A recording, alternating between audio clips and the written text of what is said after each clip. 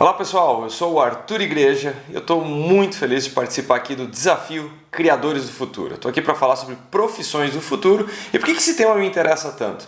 Bom, eu sou cofundador de uma plataforma chamada AAA, junto com o Ricardo Amorim e com o Alan Costa, onde nós criamos conteúdo justamente falando do futuro das empresas, das profissões, entregando 5 minutos de conteúdo cada dia, justamente para instigar, para provocar as pessoas. Então é o Netflix da inovação.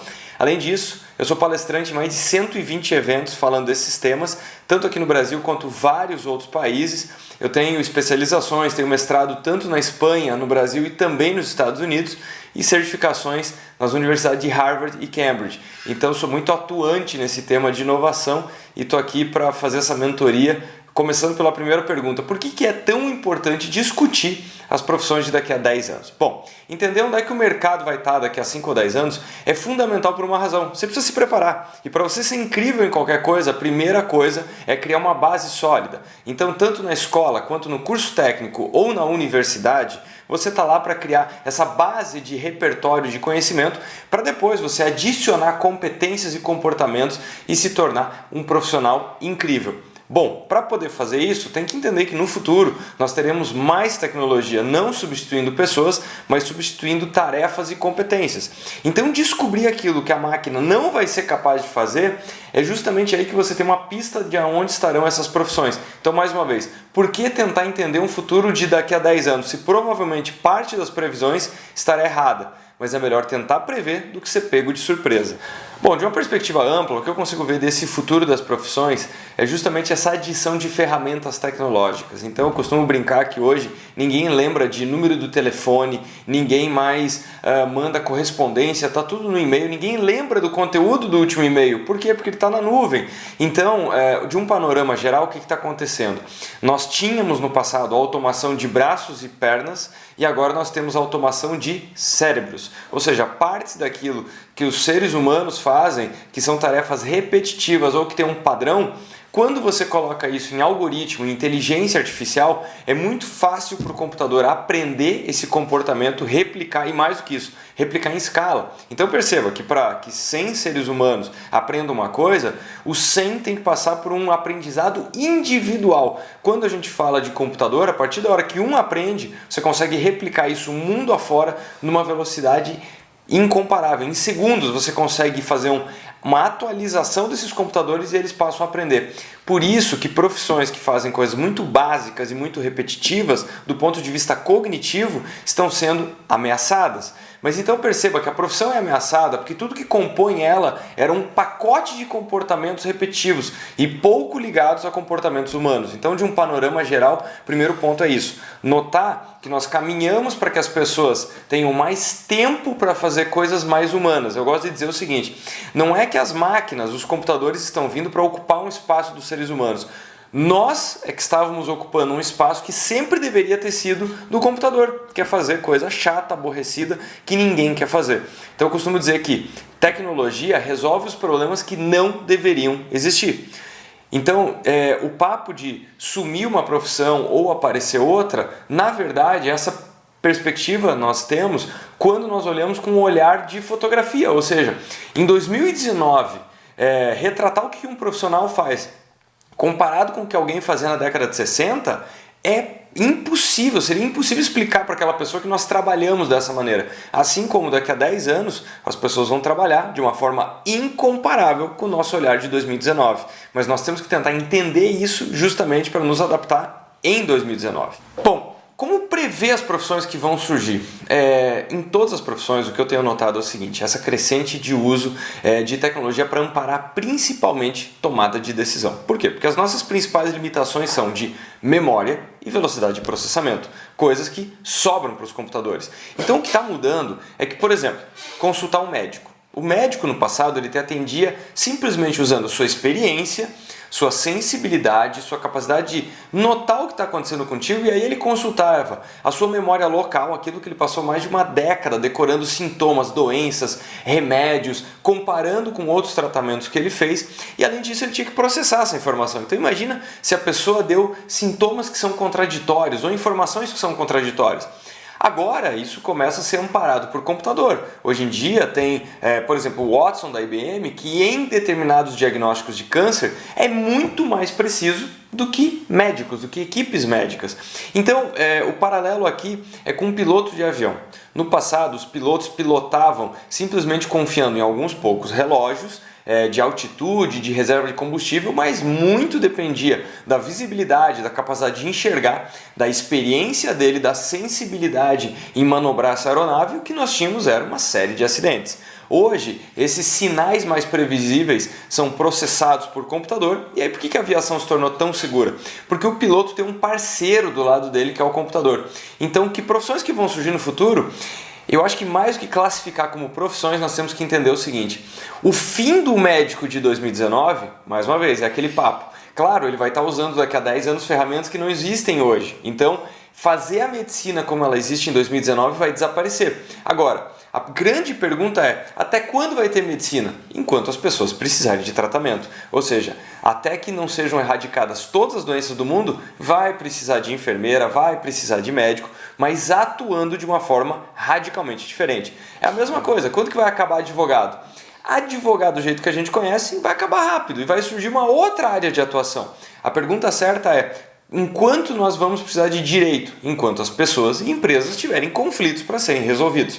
Então, muito mais do que uma profissão encaixotada, nós temos um novo arranjo de competências e ferramentas tecnológicas, compondo um novo cenário de trabalho. E dá para prever uma profissão que vai desaparecer? Bom, nós temos pistas muito fortes. As profissões que estão desaparecendo estão ligadas à repetição. Eu já falei isso antes, mas volto a enfatizar aqui. Então, tudo aquilo que for muito fácil de ser tratado como processo, imagina que você vai tentar descrever o que uma pessoa faz e você consegue rapidamente colocar numa folha: olha, ela dá o primeiro passo, depois ela consulta aquele manual, depois ela consulta essa fonte, faz aquilo, fala com a pessoa. Se você consegue desenhar um fluxograma de uma profissão de forma muito trivial, essa profissão está ameaçada. Bom, qual que é o papel da tecnologia nessas transformações? De um lado, esse papel vai ser de disrupção, de transformação numa velocidade muito grande, ou seja, vai eliminar algumas profissões e vai criar outras.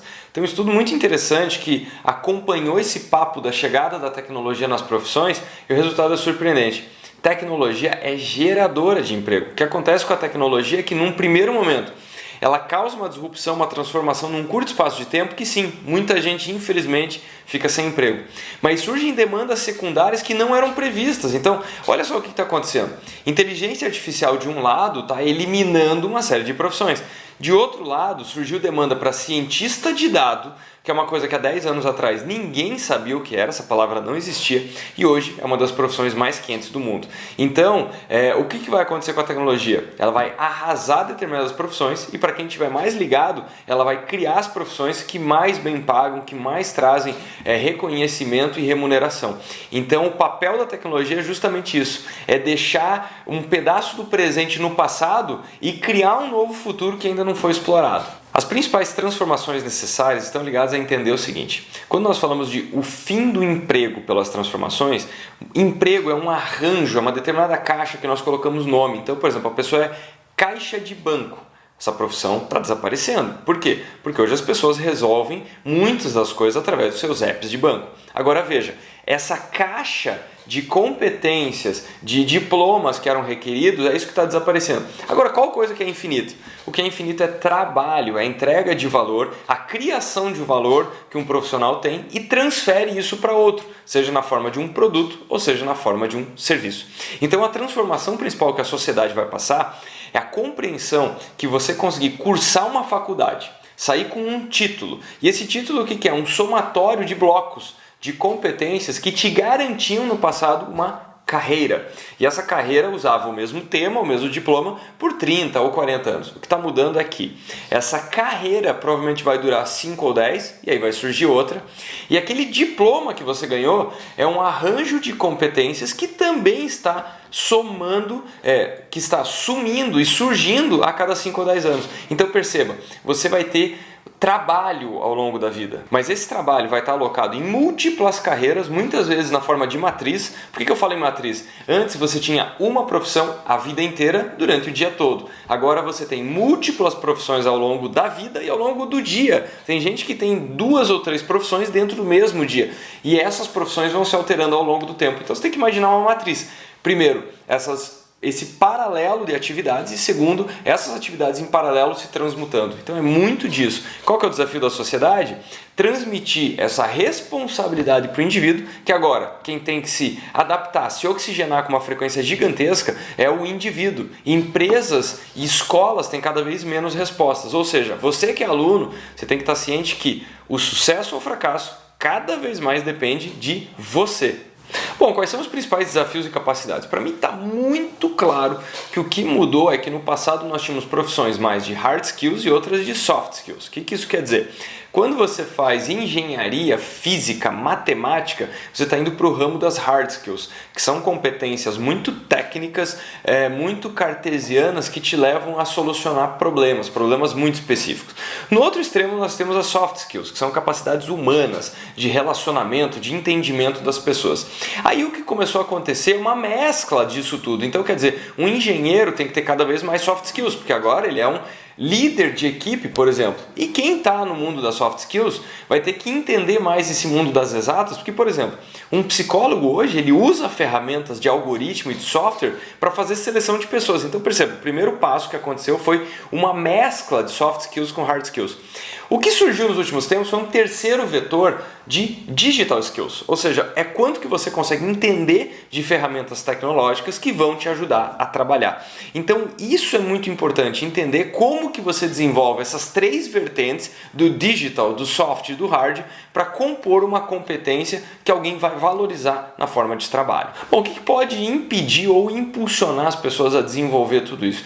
Primeiro, se ela não tiver maturidade, se ela não puxar para si essa responsabilidade. Segundo, se ela ficar num nicho de influência muito fechado. Para você entender esse mundo tão dinâmico e tão amplo, você tem que expandir as suas perspectivas, ler mais, se influenciar com mais conteúdos diferentes e principalmente está cercado de gente instigada. Não adianta estar cercado de pessoas que estudam as mesmíssimas coisas que você ou que são preguiçosas, que não vão atrás de aprender mais, de correr atrás de mais coisas. Então o que pode impedir o seu crescimento são as suas influências e os seus hábitos. Como é que a gente potencializa isso? No outro extremo, ter vontade de acordar mais cedo, de dormir mais tarde, de estudar mais, de entender que o desenvolvimento que você terá vai trazer o seu desenvolvimento, o seu sucesso. Para no final poder desfrutar a parte boa da vida, para você ter uma carreira que você ama, que você escolheu, não aquela que sobrou. Então é muito disso, trazer a responsabilidade e entender que você vai ter que desenvolver mais e mais o lado humano. O que o mercado está valorizando, mais uma vez, hard skills estão se tornando ferramentas, estão se tornando software. Agora, soft skills, empatia, compreensão e todo esse lado humano, os computadores têm muito mais dificuldade de aprender. Bom, as referências que eu recomendo, tem um livro muito interessante chamado Fuzzies and Techies, que mostra exatamente essa mescla de como é que esses dois lados estão se desenvolvendo. Eu recomendo muito um livro chamado Irresistível, que fala sobre como é que a tecnologia está nos viciando e como é que nós temos que desenvolver esse lado humano. Tem vários livros que eu vou colocar aqui nesse material, vocês vão receber no descritivo livros e materiais que eu recomendo que você acompanhe. Tem muita coisa boa também no Netflix e principalmente no YouTube. Então, muito mais do que pensar em cursos muito formais, eu te convido a procurar profissionais que têm vídeos no YouTube falando sobre esses temas. Então procure Futuro das Profissões, seja na plataforma TED e seja em canais de YouTube. Então, uma coisa muito bacana, você que está participando desse desafio, converse com seus colegas para ver se eles descobriram algum canal que tem muito conteúdo relevante. E uma fonte riquíssima é o LinkedIn. Siga pessoas que postam diariamente, semanalmente seus artigos, seus vídeos. Essa é uma belíssima fonte de conhecimento também. Bom, eu queria agradecer profundamente você que assistiu esse vídeo, te convidar a visitar o meu site, que é o arturigreja.com, me procurar nas redes sociais, tanto no Instagram, no LinkedIn e também no YouTube. Fico muito feliz de contribuir com esse desafio, que você leve essa ideia adiante, avance nesse desafio e muito mais importante do que você ganhar é você competir, você participar e entender que você está se desenvolvendo, muito em linha com o que a gente conversou ao longo desse vídeo. Um abração a todos e boa sorte no desafio!